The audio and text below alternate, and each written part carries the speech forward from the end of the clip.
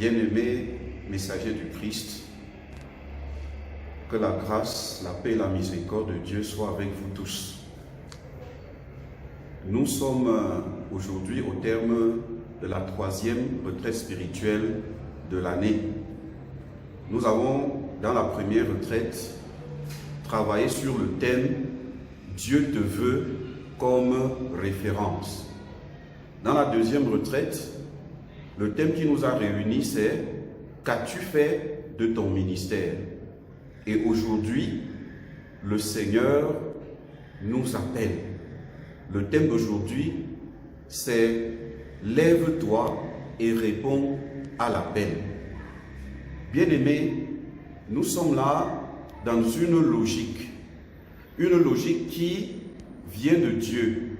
Parce que Dieu nous a inspiré une nouvelle vision.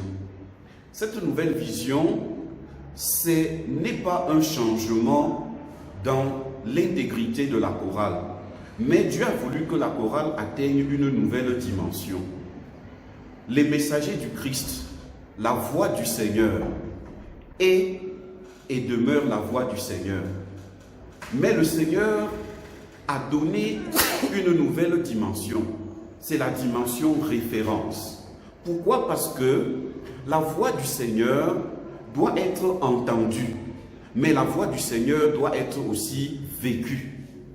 Donc, les messagers ne sont pas seulement ceux-là qui parlent, mais les messagers sont aussi ceux-là qui vivent. C'est pour cela que l'apôtre Paul disait, à point nommé, si moi je vis, ce n'est plus moi qui vis, mais c'est Christ qui vit en moi. Oui, si le messager du Christ n'est qu'un porteur, le message ne sera pas crédible. Le messager du Christ doit être également la référence. Le messager du Christ est celui qui traduit le message dans la vie pratique. C'est pour cela qu'il y a eu cette nouvelle vision que le Seigneur a inspirée. Messager du Christ, voix du Seigneur, devient une référence. Dieu te veut comme référence. Bien-aimés messagers du Christ, voilà à quel point nous sommes rendus aujourd'hui.